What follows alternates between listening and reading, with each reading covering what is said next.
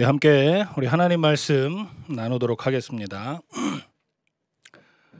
열왕기하 말씀입니다. 열왕기하 7장 3절에서 8절까지 말씀 보겠습니다. 열왕기하 7장 3절에서 8절까지 말씀입니다.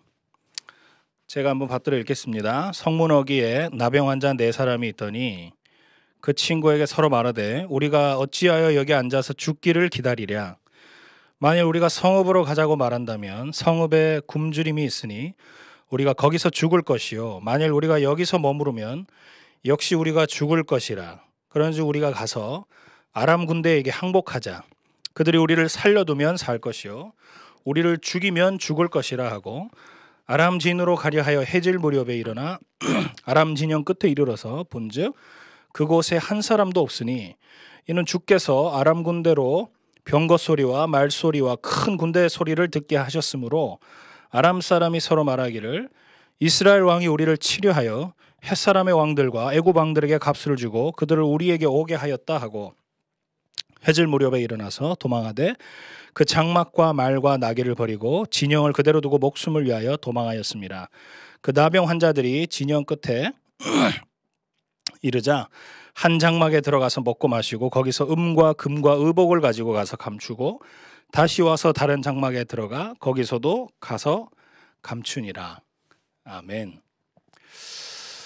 여러분 반갑습니다. 오늘 저녁 함께 말씀을 나누게 될 허진열 목사라고 합니다. 오늘 저는 여러분들과 두려움의 실체라는 제목으로 함께 하나님 말씀을 나누려고 합니다. 우리가 너무 잘 아는 우리나라에서 가장 관객을 많이 동원했던 영화가 명량해전이라는 영화죠. 명량. 이순신 장군의 전쟁의 어떤 일대기를 다룬 영화인데요. 이 영화는 13척의 배를 가지고 왜군의 133척의 배를 이제 격파하는 정말로 있을 수 없는 그런 놀라운 기적과 같은 승리를 이끌어내는 그런 영화를 만들어낸 것입니다. 근데 이때 당시에 이순신 장군이 이렇게 펼쳤던 그 전술의 이름이 뭐냐면 허장성세라는 전술입니다. 이 전술은 울돌목이라는 아주 좁은 물길이 있는데 거기에서 이제 한 척 한 척 들어오는 왜군들의 이제 수군들 배를 격파하면서 끊임없이 이제 몰려드는 그 왜군들과 죽기 살기로 오늘 우리가 죽고자 하면 살 것이다라고 외치면서 싸우면서 이제 승리를 이끌어냈던 그런 전투입니다. 근데 당시에 왜군이 얼마나 배가 많았냐 하면 133척 중에 31척이 이제 파산이 됐어요. 실제로 기록해 보니까. 그래도 100척이나 넘는 배가 뒤에서 대기하고 있었습니다. 총 한 방 안 쏘고 그렇게 많은 배들이 대기하고 있었고 이순신 장군은 13척의 배밖에 없었기 때문에 사실 지칠 대로 지쳐 있었던 상황이었습니다. 그런데 이순신 장군은 놀랍게도 13척의 전투선단 뒤에 100척의 피난선을, 그러니까 이 백성들을 피난시키려고 짐 싣고 뭐 했고 했던 그 100척의 피난선을 전투선처럼 이렇게 위장해서 저 먼발치에 잘 확인하기 어려운 위치에다가 100척을 그렇게 물 위에 띄워놨었습니다. 그러니까 이 위장한 이 피난선의 실체를 파악하려면은 근처에 와가지고 저게 진짜 전투선인지 아닌지를 확인해야 되는데 일단은 그 울돌목이라는 좁은 이 물길에 딱 자리를 지키고 이순신 장군의 군사들이 나가지를 않으니까 확인할 길도 없을 뿐더러 게다가 물안개가 많이 피어오르면서 이게 확인이 안 되는 것입니다. 이런 상황에 이 13척의 배로 왜군 배는 이미 3배가 넘는 30척이 격파돼서 다 나가 떨어진 상황이고 그나마 좀 확인하려고 하니까 저 뒤에 이순신 장군의 배들도 거의 100척 가까이가 피난선들이 이제 전투선처럼 위장하고 있으니까 이래가지고는 우리가 이길 수 없겠다 하면서 왜군들이 퇴각을 하게 됩니다. 그래서 이것이 우리가 너무 잘 아는 명량해전이라는 전투고 이때 썼던 전술이 허장성세라는 전술이었습니다. 근데 핵심은 하나예요. 이 이야기의 결론은 뭐냐면 실체를 확인하지 못하니까 저게 진짜 전투선인지 아닌지가 파악이 안 되니까 지레 겁을 먹고 확인도 안 된 상황에서 오히려 도망가기 시작하는 것이죠. 여러분 삼국지 보면 이와 비슷한 상황이 한번 나오는데 여러분 제갈량이 자기의 부하 마속이라는 사람이 있었습니다. 이 마속이 판단 미스로 인해 가지고 아주 불의의 패배를 당합니다. 전투에서. 그래서 이제 적군이 사마이였는데 이 사마이 군사들이 막 밀고 들어오기 시작한 상황이었습니다. 위기를 돌파할 길은 전혀 보이지가 않는 그런 상황이 됐던 것이죠. 그래서 성문을 그냥 걸어 닫고 결사항전을 해도 좀 시원찮을 이런 판국이었는데 제갈량이 한참 고민하다가 놀랍게도 어떤 역발산의 어떤 이런 작전을 펼칩니다. 어떤 작전이었냐면 삼국지 보면 이래 나와 있어요. 성문을 활짝 열어라. 그리고 노인들은 너무 평화롭게 아무렇지 않게 한가로이 빗자루질을 하도록 해라. 그리고 제갈량은 실제로 성루에 그 성명 있는 성루에 걸터 앉아가지고 검은고를 연주하기 시작합니다. 사마의 군대가 이제 코앞에 와 있는데 전쟁 중인데 이제 막 치고 들어오면 끝인데 자기 자신을 무장해제한 것이죠. 들어올 테면 들어와 봐라라는 거예요. 마치 뭐 준비가 다 돼 있는 것처럼 함정이 있는 것처럼. 그래서 이제 이 광경을 본 사마이는 쉽게 들어오지를 못합니다. 바로 이제 돌격 앞으로 명령하면 끝인데 명령을 내릴 수가 없습니다. 왜냐하면 분명히 성 안에 복병이 숨어 있을 것이다. 지레짐작하고는 군대를 이렇게 돌려야 되나 말아야 되나 고민하고 있는 것이에요. 평소에 제갈량이라는 사람이 별로 저 사람은 모험을 즐기지 않는 사람이다. 대책 없이 저렇게 하진 않는다라는 거를 사마이는 누구보다 잘 알고 있었기 때문에 분명히 여긴 숨은 의도가 있을 것이다. 그렇게 판단하고 돌이킨 것입니다. 근데 만약에 그때 밀고 들어왔으면 완전히 판세가 달라졌겠죠. 여러분 이 전쟁도 잘 생각해 보면 이 사마이라는 사람이 이 제갈량이 어떤 전술을 가지고 있는지 그 실체를 알 수 없으니까 그 성 안에 지금 병사가 많은지 적은지 복병이 있는지 없는지를 알 수가 없으니까 그것 때문에 오히려 두려움이 앞서서 들어오지를 못하는 것입니다. 여러분 오늘 본문 우리가 짧게 읽었지만 어떤 내용이냐면 아주 이와 같은 비슷한 맥락의 이야기입니다. 아람 군대가 그러니까 이스라엘 이제 적으로 있는 아람 군대가 이스라엘의 수도였던 북이스라엘의 수도였던 이 사마리아 성읍을 완전히 이제 포위해 버립니다. 온 군사들을 다 끌어모아서 왔다라고 합니다. 6장 24절 보면 우리가 읽지는 않았지만 아람 왕 벤하닷이 그의 온 군대를 다 데려와 가지고 사마리아를 에워쌌다라는 거예요. 그래서 성 안에 있는 사람들은 제대로 싸우지도 못하고 너무 많은 군사들이 와서 이제 막 쪼우기 시작하니까 점점 어떤 일이 일어나냐면 식량이 떨어지고 굶어 죽기 시작하는 상황이 왔습니다. 이럴 수 있을까 싶을 정도로 총력을 다해서 아람 군대가 이스라엘을 완전히 끝장내려고 대군이 몰려온 것입니다. 근데 당장 싸우지는 않고 싸우려고 태세를 갖추고 있는데 이스라엘이 치러 나오질 않으니까 시간이 계속 흐르면서 성 안에서는 이 통로가 끊기니까 먹을 게 없고 완전히 포위돼 가지고 보급이 차단되는, 그러니까 딱 가둬놓고 말려 죽이려는 그런 전술이었습니다. 워낙 많은 군대가 와가지고 에워싸니까 결국 시간이 흐르면서 성 안에는 식량은 다 떨어지고 남은 음식들은 그냥 터무니없는 가격에 형성되기 시작하면서 진짜 이 상상도 할 수 없는 점점 혼란이 야기되는 그런 이야기들이 나옵니다. 오늘 저희가 다 읽지 않았지만 여러분들이 이제 이 본문을 쭉 읽어가시면 굶주림이 얼마나 심각했는지 성경에 이렇게 나오죠. 자기 자식을 삶아 먹을 정도로. 두 아줌마가 있는데 자기 아들들을 데리고 자기 자녀들 데리고 얘기하는 거. 오늘은 네 아들 잡아먹자. 내일은 우리 아들 삶아 먹겠다.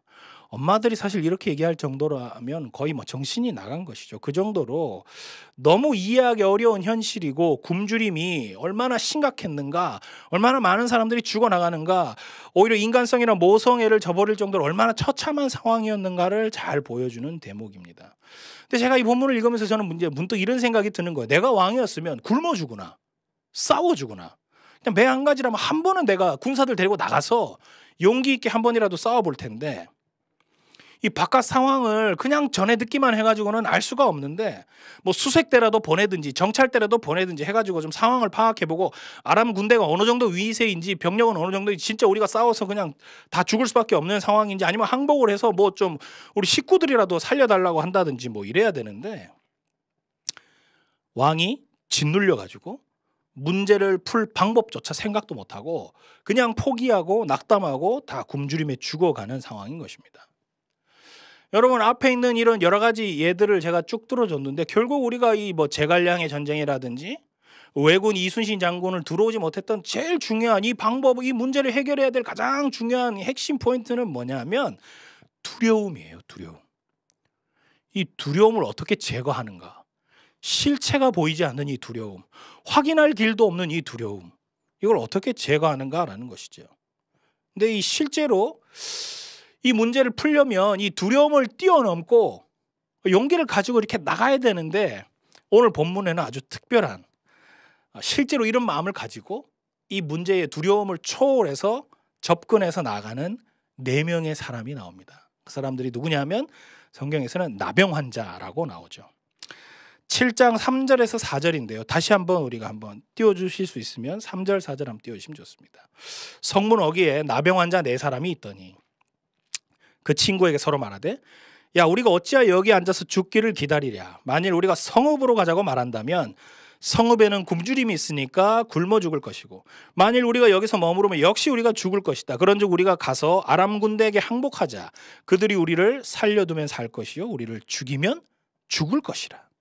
여러분, 이게 어떤 상황이냐면 나병 환자들은 같이 살 수가 없었어요. 마치 코로나 걸리면 격리되듯이 나병 환자들은 썩어서 죽을 날만 기다리기 때문에 같이 살아갈 수가 없고 이 전염이 되니까, 그래서 격리된 상황으로 있었어요. 근데 이 사람들이 보니까, 아니 저 성으로 들어가도 어차피 굶어 죽고 먹을 것도 없고, 그렇다고 여기서도 우리가 그냥 매 한 가지로 죽을 수밖에 없는데, 이래 된 이상 우리가 차라리 아람 군대 진영으로 나가버리자. 그냥 우리 불쌍히 여겨달라고, 거기서 그냥 죽인다 하면 우리는 죽고 뭐라도 먹을 거라도 준다 하면 우리가 살 수 있도록 한번 나가보자라는 거예요. 결국 아람 군대 진영으로 이 4사람이 이제 항복을 하러 갑니다. 그 대신 놀라운 거는 가보니까 그 진영에, 그 전투 진영에 그 아람 군대가 있다고 여겼던 그 진영이 아무 사람들이 한 명도 없는 거예요. 쥐새끼 한 마리 없는 거예요. 뜻밖에도 이 아람 군대는 하나님의 음성을 듣고 하나님의 놀라운 그 계획 아래 아람 군대를 완전히 쫓아내 보내셨기 때문에 다 도망가고 한 사람도 남아있지 않았던 것입니다. 7장 6절 한번 보겠습니다. 6절. 주께서 아람 군대로 병거 소리와 말 소리와 큰 군대 소리를 듣게 하셨으므로 아람 사람이 서로 말하기를, 이스라엘 왕이 우리를 치료하여 헷사람의 왕들과 애굽 왕들에게 값을 주고 그들을 우리에게 오게 하였다 하고. 여러분, 이 말이 무슨 말이냐면 아람 군대에게 큰 말소리, 뭐 병거 소리, 군대 소리가 막 들리기 시작합니다.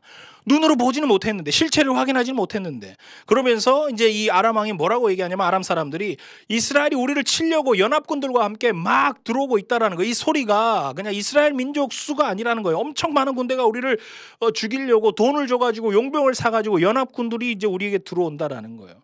그러니까 자기들 눈으로 확인도 안 된 이 실체들 때문에, 그냥 들려지는 소리 때문에 얘들도 겁이 나서 다 도망간 것입니다. 사실 이게 너무 웃긴 내용이죠. 이스라엘 백성들도 한번 확인도 못하고 나가보지도 못하고 다 굶어 죽고 있고, 이스라엘을 치기 위해서 왔던 아람 군대도 실체 한번 확인하지 못하고 도대체 뭐가 있는지 확인조차 해보지 않고 두려움에 사로잡혀서 도망가 버렸다라는 거예요. 양진영 다. 여러분, 우리가 코로나라는 이 팬데믹이 와서 온 국민이 두려움에 사로잡힌 지 벌써 2년이 다 돼가고 있습니다. 이 절망적인 상황이 와서 지난 2년간 진짜 우리 한국 교회뿐만 아니라 우리 모두가 꼼짝달싹을 못했습니다. 인간의 지식이나 과학기술이 아무리 대단하다 해도 뭐 정치력이나 군사력이나 뭐 대단하다고 여겼던, 우리가 자랑할 만한 여겼던 그런 모든 것들이 재난 앞에서 속수무책이었습니다. 우리가 가진 힘이 아무 소용이 없구나, 무용지물이구나라는 것을 느낄 수밖에 없는 시기였습니다. 그런데 우리가 두려워하는 이 두려움의 실체가 도대체 무엇인가? 우리가 이런 생각을 한번 해볼 필요는 있는 것 같아요. 정말로 우리가 무엇이 두려워서 아무것도 할 수 없는 상황인지, 뭐 때문에 우리가 이런 신앙생활 한번 제대로 하기 어려운 상황인지, 교회도 한번 나가기 어려운 상황인지, 정말로 우리는 우리 앞에 주어진 이 문제에, 여러분들이 겪고 있는 제가 다 알 수 없는 그런 문제 때문에 그 문제가 여러분들을 정말로 꼼짝달싹 못하게 만들 만한 것인지, 그래서 절망하고 낙심하고 내려앉을 수밖에 없는 현실인지, 제대로 우리가 실체를 내다보지도 못하고 지레 겁을 먹고 두려움 가운데 빠져 있다라는 거예요.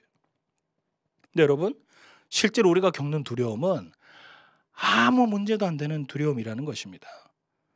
단지 우리가 그 두려움이 주는 실체를 확인할 길이 없어서 오늘 본문에 있는 이 이스라엘 사람들처럼 우리 스스로가 겹겹이 쌓아놓은 그 성 안에 갇혀가지고 두려워서 벌벌 떨면서 죽어가고 있는 것은 아닌가 하는 것입니다.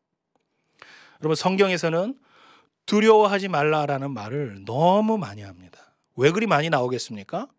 우리 삶에 허상뿐인 두려움들이 실제로 우리가 두려워할 필요도 없는 그런 두려운 존재들이 너무 많아서 그렇습니다. 아무것도 아닌 그 두려움 때문에 우리가 너무 흔들릴까 봐, 우리가 너무 신앙을 잃고 믿음을 잃고 하나님 등져버릴까 봐 하나님이 담대하라고 말씀해 주시는 것입니다. 두려워하지 말라고. 문제 안에 갇혀서 무기력하게 있지 말라고. 두려움의 실체를 확인하러 믿음을 가지고 나아가라는 것입니다. 실체가 무엇이든지 걱정하지 말아라. 왜냐하면 두려움의 실체가 무엇이든 간에 그것을 단번에 무너뜨릴 수 있는 큰 힘과 능력이 나에게 있기 때문이다. 내가 너희들과 함께하고 있지 않느냐.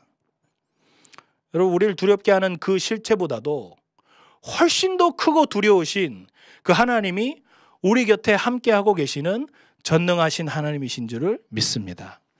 여러분, 요한복음 16장에는 이런 말씀이 있어요. 이것을 너희에게 이르는 것은 너희로 내 안에서 평안을 누리게 하려 함이라. 세상에서는 너희가 환난을 당하나 담대하라. 내가 세상을 이기었노라. 여러분, 이 말씀이 예수님이 이 땅에 오셔서 우리에게 주신 말씀입니다. 예수님이 직접 하신 말씀이에요.